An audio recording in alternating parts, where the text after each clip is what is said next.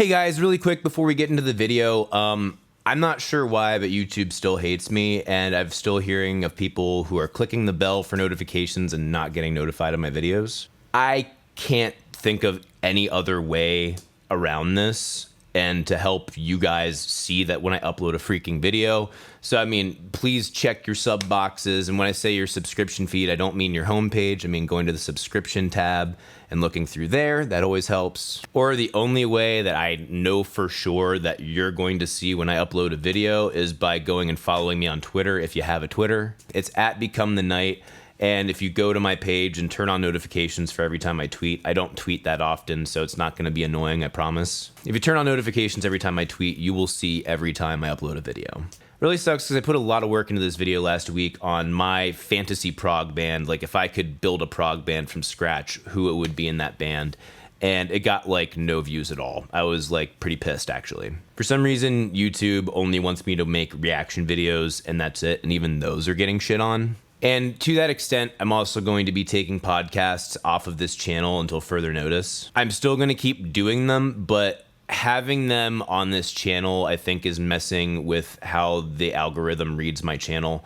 So I think it's just really confusing it, and it's not sure who to let know about what. I'm working on putting together a second channel so that we can migrate all of the podcast stuff over there, and I'll let you know when that's up. Either way, enough of the shop talk, guys. Please enjoy the video. Hey guys, it is Mike with Become the Night. Welcome back to another reaction video. Today we're taking a look at 3 really bizarre musical instruments. I mean, I think even calling a few of these instruments, I think might even be a misnomer. 2 of these definitely seem like one-man ensembles. Some really interesting shit. I was just perusing YouTube and just kind of stumbled across these and kind of went down a little rabbit hole. But man, yeah, some of these are really cool. First guy we're starting with today is the YouTube channel Wintergatan. I think it's how it's pronounced. You'll have to pardon my everlasting American ignorance. But yeah, this is just off the chain, man. Let's take a look.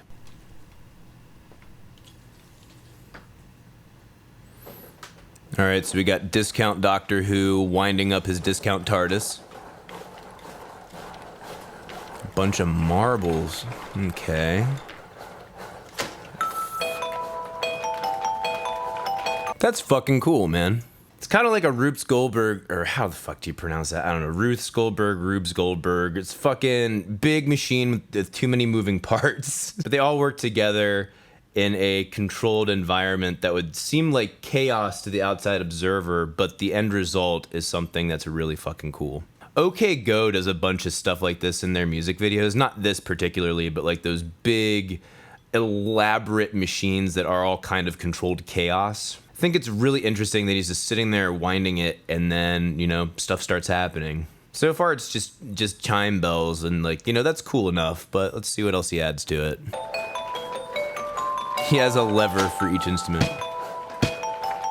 All right, so a couple things I'm noticing here. One, I wonder what that pad is that's getting hit, and at first I was like, there's no way that's making the sound of a snare. Not only that, but it kind of sounded more like a kick to me when I was listening to it. But I'll grant him that my ears probably aren't attuned and that actually is a snare sound. Coming out of the little lever that pad is attached to is a wire, and I think that's actually a trigger. Now that I'm actually taking a closer look here, I actually see a matched pair of microphones on those chimes. Originally, I was like, there's no fucking way he's getting that clear of a sound out of this instrument. But it looks like he actually has a pretty decent setup for recording, and he actually has more shit. Let's watch.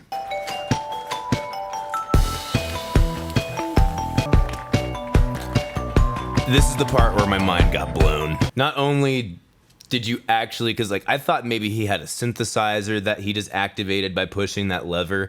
No, it's a fucking bass guitar.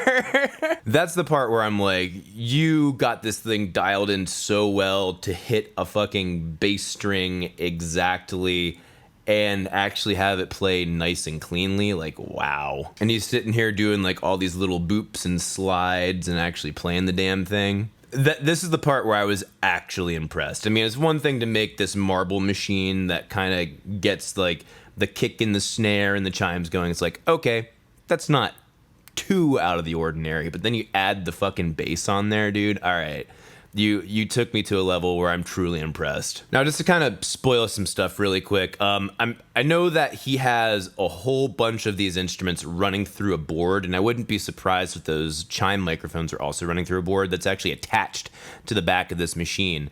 And to think that's how he's getting everything so clear. Not only that, but it's actually very well mixed. It actually feels balanced. And there's that bass is either running through a synthesizer or it's running through like some kind of hyper compression, because if you were dropping marbles on that thing, you'd get a hell of a lot more string noise than what you are right there. Or you could have like a low pass on it, who knows. My bet is that he has that thing running through a synthesizer. He actually does have a video explaining how he has all this set up that I have not watched, because honestly, I think it's more fun speculating. Anyway, let's continue.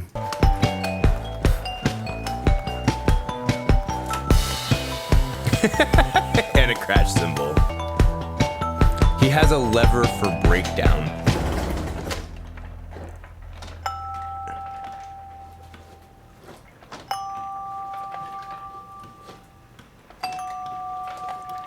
Okay, not exactly. So somewhere along the line in popular music, and it was just either through EDM or it was through some kind of like hardcore, metalcore, punk type of stuff, we substituted the term bridge for breakdown. I think it was more appropriate in the genres it originated in, because there were parts that were like, everything was kind of like moving at a certain pace, and then it would like half time or double time and one of those things, and it would kind of, you know, you would basically make shit bigger and grander and make people move a lot more exaggerated. Let's put it that way. So this is more what I would call a bridge, and my only criticism of that is that he's not doing it in time. If it's like a little freeform thing he's doing, that's totally cool. I'm with him on that, but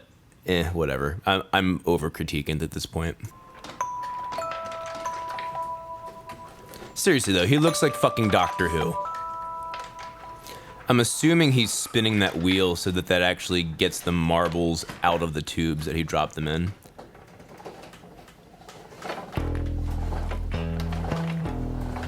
Okay, this part's actually really fucking cool. So at this point, he actually had to do an accelerando on the bass part, which I'm sure he practiced a lot. But it's not like he could get a feel from like other musicians around him. He just had to know how his own machine worked. And that's so fucking cool. He somehow did a completely smooth accelerando while sitting here trying to spin his fucking wheel around and around. Like, that was point number 2 where I was like super impressed. And I think one of the reasons why he waited to actually engage the chimes is because he already used so many of the marbles by doing his little breakdown thingy that he wanted to get a couple extra loaded up. So this is kind of a way of composing to your limitations that you have at the moment. And I think that that's really cool. That's one thing that I feel like a lot of musicians miss when they're going from intermediate to advanced. They're like, oh, the real musicians have no rules and they have no limitations. Sometimes by putting limitations on yourself when you're creating, you actually force yourself to exercise creative muscles that you otherwise wouldn't. Like for me, if I said, I'm writing a song with no distorted guitar and it actually has to sound good, that would be a really tough rule for me to break. It's not that I couldn't do it or not make something good, but it's so far outside of my wheelhouse of what I normally do that it would actually be tough and it would force me to think outside of the box that I normally think in. All right, so we got the basic idea of that one. That machine is so fucking cool, man. And he actually does a live show with it too. I haven't seen it yet, but I saw there's a video for it. I'm gonna have to check that out. There's gonna be links to all of these videos and other videos that I think would go along with the ones that we're reviewing today. Next, let's go to something that I might actually wind up making myself at some point.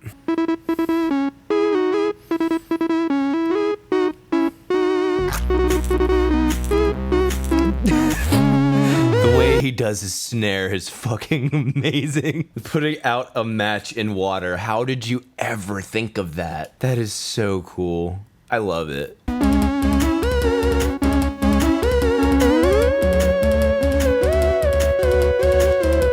I love it. I'm so in love right now. So he calls that his modulin. It's a modulator or synthesizer that is played in the style of a violin. It's actually not that difficult to play. It would take a little getting used to, for sure. There's not a ton of finesse that would go into it because you're not actually playing on a string. It's what he calls ribbon triggered. He has a whole video that explains this that'll also be in the description. Like, I want one of those so badly. That would be so freaking cool. Especially like if you get yourself a little mobile amp, you could take that out on the street and rip that thing up, dude. That would be dope. But just like the creativity to come up with something like that, that's beyond me, man. That is so fucking cool. I actually have my own bizarre instrument I'd like to be working on right now, but funds are a little low at the moment, so that's kind of on the back burner.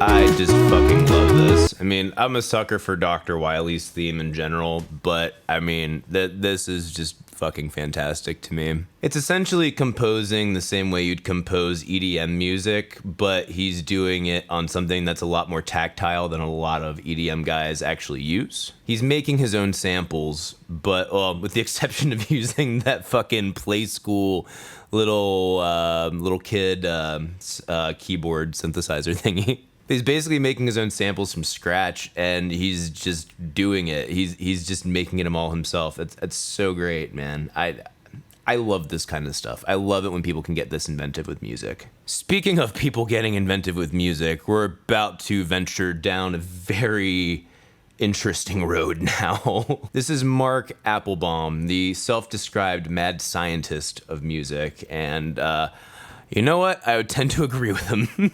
To present to you some of my music and some of my work as a composer, presumably because it appeals to my well-known and abundant narcissism.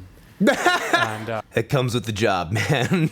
I shouldn't say comes with the job, but a lot of people kind of seek out this job a lot of times for that reason, let's be honest. It's a familiar instrument.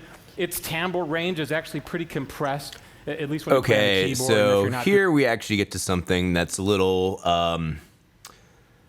controversial in some senses. He calls this a musical instrument, and he also calls it music. I don't know. Let's watch, and you tell me. Play a little bit on it for you so you can hear what it sounds like.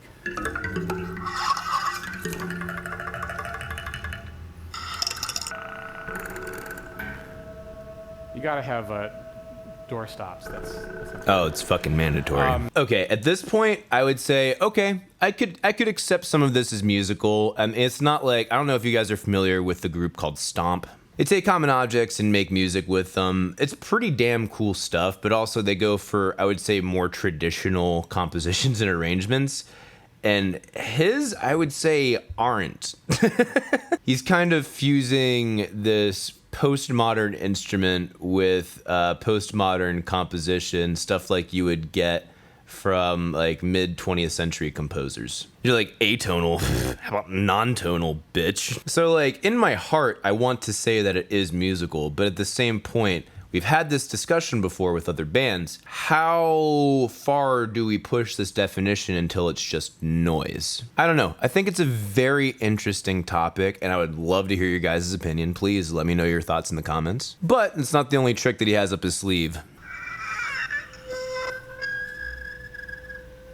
God, that sounds terrible. With a bank of live electronics, I can change the sounds radically. All right, this is fucking cool.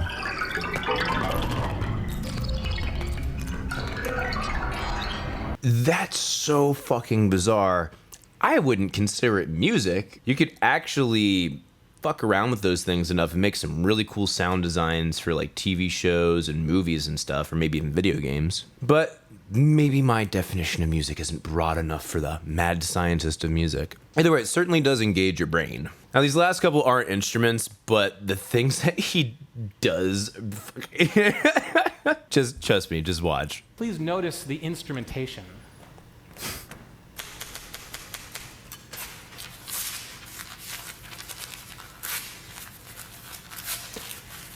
This is a musical piece.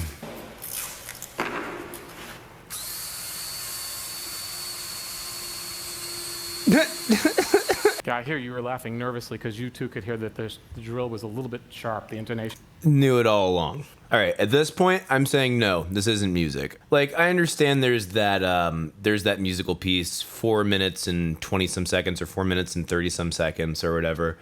And that whole idea is like, you know, each person gets their own experience out of it, blah, blah, blah. And it's supposed to be more of a statement. I mean, let's be honest, it's not actually a musical composition. At the same point, you could definitely say it is art on some level, and I wouldn't say that isn't art necessarily. I mean, it does engage your brain, you know? But say, is that music? I'm gonna say no. Is it hilarious? Just wait.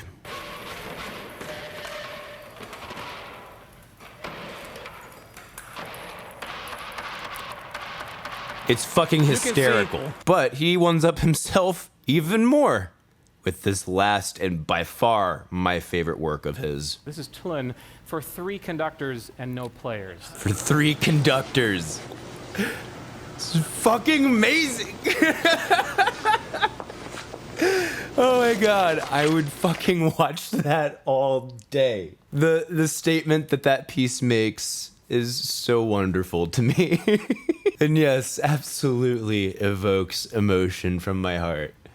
He is a genius just for that piece alone. To conclude all of this, it's really interesting seeing how people can get so creative with music, or even to the point of exiting the realm of music. I'm not going to ruin his presentation because he does touch on that in his own presentation. There will be a link to that and several other videos in the description. But man, like, it's really cool seeing how people can craft their own stuff, you know, and how people really try to stretch the limitations of what we would traditionally conceive as music. That's why when you hear like, oh, this is dead, that's dead, this is like, it's all just changing. Allow it to change. Allow it to evolve. Allow it to be natural. Those are my thoughts. Let me know your thoughts in the comments below. If you like this video, if you like the stuff that I do on this channel, please support me on Patreon. Link is in the description for that. If you can't do a rolling pledge, you can send a one-time tip to my PayPal, becomethenight@gmail.com. I also do paid song critiques, and I'm also offering guitar lessons. Might be coming up on filling up the number of people who are able to take advantage of that, so sooner the better. I also have a merch store down there, link in the description, and you can follow me on Twitter and Facebook at Become the Night. Thank you guys so much for watching. See you in the next video. Rock on!